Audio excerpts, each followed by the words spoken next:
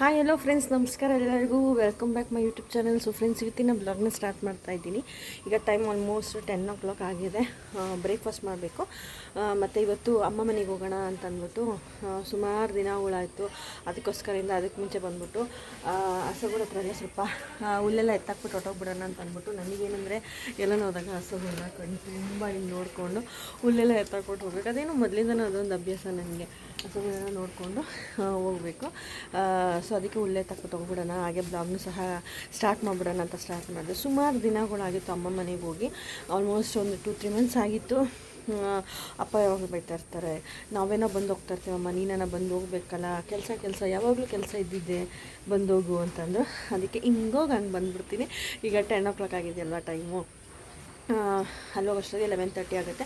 ಅಲ್ಲಿ ಸ್ವಲ್ಪ ಊಟ ಮಾಡಿ ರೆಸ್ಟ್ ಮಾಡಿ ಏನೋ ತೊಗೊಬೇಕು ಅಂದರೆ ತೊಗೊಂಡು ಅಲ್ಲಿ 1:30 ಬಿಟ್ಟರೆ ಇಲ್ಲಿ 2:30 ಅಷ್ಟೊತ್ತಿಗೆ ಇರ್ತೀನಿ. ಬಂದು ಮನೇಲಿ 1/2 hour ರೆಸ್ಟ್ ಮಾಡಿ ಹಸುಗಳ ಮನೆ ರೊಟೀನ್ ಕೆಲಸನ ಶುರು ಮಾಡ್ಕೊಳೋ ಅಂಥದ್ದು. ಸೊ ಈ ಡ್ರೆಸ್ಸು ನಾನು ಹಿಂದಿನ ವೀಡಿಯೋದಲ್ಲಿ ಶೇರ್ ಮಾಡಿದ್ದೆ, ಮೀಶೋಲ್ಲಿ ತೊಗೊಂಡಿದ್ದೆ ಅಂತ ಅಂದ್ಬಿಟ್ಟು. ತುಂಬ ಕಂಫರ್ಟಬಲ್ ಆಗಿದೆ, ವರ್ತು ಅಂತ ಅನ್ಬೋದು. 199 rupees ಇದು ಕಫ್ತಾನ್ ಟಾಪು. ಅದು ತೋರಿಸ್ತೀನಿ ಫುಲ್ ಹೇಗಿದೆ ಅಂತ ಅಂದ್ಬಿಟ್ಟು. ಸೊ ಬನ್ನಿ, ಇವತ್ತಿನ ಬ್ಲಾಗ್ ಹೇಗೆ ಹೋಗುತ್ತಂದು ಕಂಪ್ಲೀಟಾಗಿ ಶೇರ್ ಮಾಡ್ತೀನಿ. ಇಷ್ಟ ಆಗಿದ್ರೆ ಪ್ಲೀಸ್ ಒಂದು ಲೈಕ್, ಶೇರ್, ಕಮೆಂಟ್, ಸಬ್ಸ್ಕ್ರೈಬ್ ಮಾಡ್ಕೊಳ್ಳಿ. ನನ್ನ ಚಾನಲ್ಗೆ ಸಪೋರ್ಟ್ ಮಾಡಿ. ನಿಮ್ಮ ಅನಿಸಿಕೆ ಕಮೆಂಟ್ ಸೆಕ್ಷನಲ್ಲಿ ತಿಳಿಸ್ಬೋದು ಅಂತ ಹೇಳೋಕ್ಕೆ ಇಷ್ಟಪಡ್ತೀನಿ. ತುಂಬ ಚೆನ್ನಾಗಿದೆ ಕ್ಲೈಮೇಟು, ಬಿಸಿಲಿಲ್ಲ, ಮಳೆ ಬರುತ್ತಾ ಏನೋ ಗೊತ್ತಿಲ್ಲ.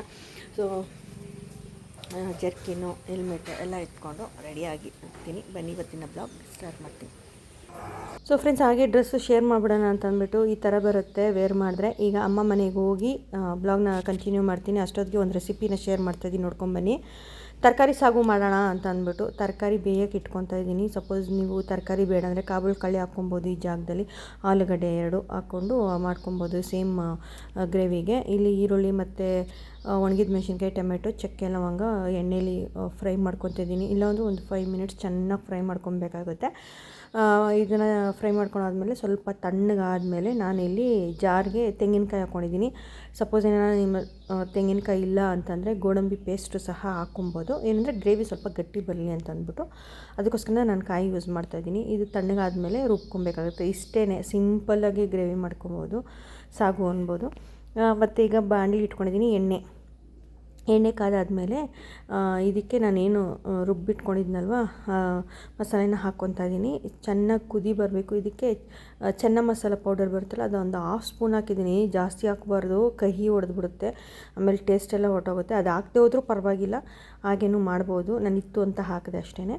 ಸೊ ತರಕಾರಿ ಬೇಯಿಸಿಟ್ಕೊಂಡಿರೋಂಥ ತರಕಾರಿ, ಇದು ತರಕಾರಿ ಚೆನ್ನಾಗಿ ಬೇಯಬೇಕು. ರುಚಿಗೆ ಬೇಕಾಗಿರೋಂಥ ಉಪ್ಪು ನಾನು ಏನು ತರಕಾರಿ ಬೇಯಿಸ್ಕೊಂಡಿದ್ದಲ್ಲ ಅದೇ ನೀರಲ್ಲೇ ಇತ್ತು, ಅದಕ್ಕೆ ಉಪ್ಪು ಹಾಕಿಲ್ಲ ನಾನು.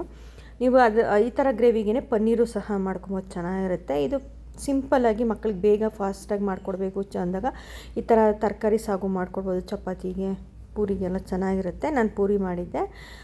ಬೆಳಗ್ಗೆ ಬ್ರೇಕ್ಫಾಸ್ಟಿಗೆ ಯಾವಾಗಲೂ ನಾವು ಹರಿಬರಿಯಾಗಿರ್ತೀವಲ್ವ, ಅದಕ್ಕೋಸ್ಕರದಿಂದ ಈಗ ಬೆಂದಿದೆ ಸಾಗು. ಈಗ ಲಾಸ್ಟಿಗೆ ಕೊತ್ತಂಬರಿ ಸೊಪ್ಪು ಹಾಕಿದ್ದೀನಿ. ಬ್ರೇಕ್ಫಾಸ್ಟು ರೆಡಿ ಮಾಡಿದೆ. ಸೊ ಗಗನಾಗ ಹಾಕ್ಕೊಟ್ಬಿಡೋಣ ಅಂದ್ಬಿಟ್ಟು ಇಲ್ಲಿ ಪ್ಲೇಟಲ್ಲಿ ಹಾಕಿದ್ದೀನಿ. ಇವತ್ತು ವೀಡಿಯೋ ಎಲ್ಲ ಶೂಟ್ ಮಾಡಿದ್ದು ಗಗನನೇ, ಅದಕ್ಕೆ ಒಂದು ಸ್ವಲ್ಪ ಆ ಕಡೆ ಈ ಕಡೆ ಬಂದಿದೆ ಅಂತ ಹೇಳ್ಬೋದು. ಈಗ ಅಮ್ಮ ಮನೆ ರೀಚ್ ಆಗಿ ಊಟ ಮಾಡಿ ಸ್ವಲ್ಪ ಝೂಡಿಯೋಗೆ ಹೋಗೋಣ ಅಂತ ಅಂದ್ಲು. ಕವನ ಏನೋ ತೊಗೊಬೇಕು ಅಂತ ಅಂದ್ಲು ಝೂಡಿಯೋದಲ್ಲಿ, ಅದಕ್ಕೆ ಕರ್ಕೊಂಡು ಹೋದೆ. ಮತ್ತು ಅಮ್ಮ ಮನೇಲಿ ನಾನು ಏನು ಶೂಟ್ ಮಾಡೋಕ್ಕೆ ಹೋಗಿಲ್ಲ, ಯಾಕಂದರೆ ಮಳೆ ಬರೋ ಚಾನ್ಸಸ್ ಇತ್ತು. ನಾನು ಬೇಗ ಅಲ್ಲಿ 1 ಗಂಟೆಗೆಲ್ಲ ಮನೆ ಬಿಡಬೇಕಾಗಿತ್ತು. ಅದಕ್ಕೋಸ್ಕರದಿಂದ ಝೂಡಿಯೋಗೆ ಹೋದ್ವಿ. ಯಾಕಂದರೆ ಅವಳಿಗೆ ಒಂದು ಸ್ವಲ್ಪ ಏನೋ ತೊಗೊಬೇಕು ಅಂತ ಅಂದ್ಲು, ತಕ್ಕೊಟ್ಬಿಟ್ಟು ಬರೋಣ ಅಂತ ಅಂದ್ಬಿಟ್ಟು ನಾನು ಆ್ಯಕ್ಚುಲಿ ಹೋಗಿದ್ದು ಅದಕ್ಕೇ. ಏನಂದರೆ ಝೂಡಿಯೋದಲ್ಲಿ ಕಾಸ್ಮೆಟಿಕ್ಸ್ ತುಂಬ ಚೆನ್ನಾಗಿರುತ್ತೆ. ನನಗೆ ಪರ್ಸ್ನಲಿ ತುಂಬ ಇಷ್ಟ. ನಾನು ಲಾಸ್ಟ್ ಟೈಮ್ ನೋಡಿದಾಗ ತೊಗೊಬೇಕು ಅಂತ ಅನಿಸ್ತು, ಟೈಮ್ ಆಗೋಯ್ತು ಅಂತ ತೊಗೊಂಡಿಲ್ಲ. ಅದಕ್ಕೆ ಈ ಟೈಮು ಕವನ ಬಾಮ್ಮ ತೊಗೊಂಬರೋಣ ಅಂತ ಅಂದ್ಬಿಟ್ಟು ಕರ್ಕೊಂಡೋರು. ಹೆಣ್ಮಕ್ಳಿಗೆ ಸೀರೆ, ಕಾಸ್ಮೆಟಿಕ್ಸು ಇವಂದರೆ ತುಂಬ ಕ್ರೇಜು, ತುಂಬ ಅಟ್ರಾಕ್ಟಿವ್ ಅಲ್ವ ಯಾವಾಗ್ಲೂ.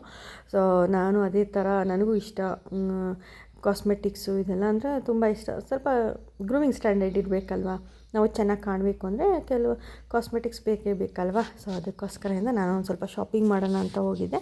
ನಾನೇನು ತೊಗೊಂಡಿಲ್ಲ, ಲಿಪ್ ಬಾಮ್ ತೊಗೊಂಡೆ, 1-2 ಲಿಪ್ಸ್ ಶೇಡ್ ತೊಗೊಂಡೆ ಅಷ್ಟೇ. ಬಿಟ್ಟರೆ ಇನ್ನೇನು ತೊಗೊಂಡೆ, ಪ್ರೈಮರ್ ತೊಗೊಂಡೆ ಅಷ್ಟೇ.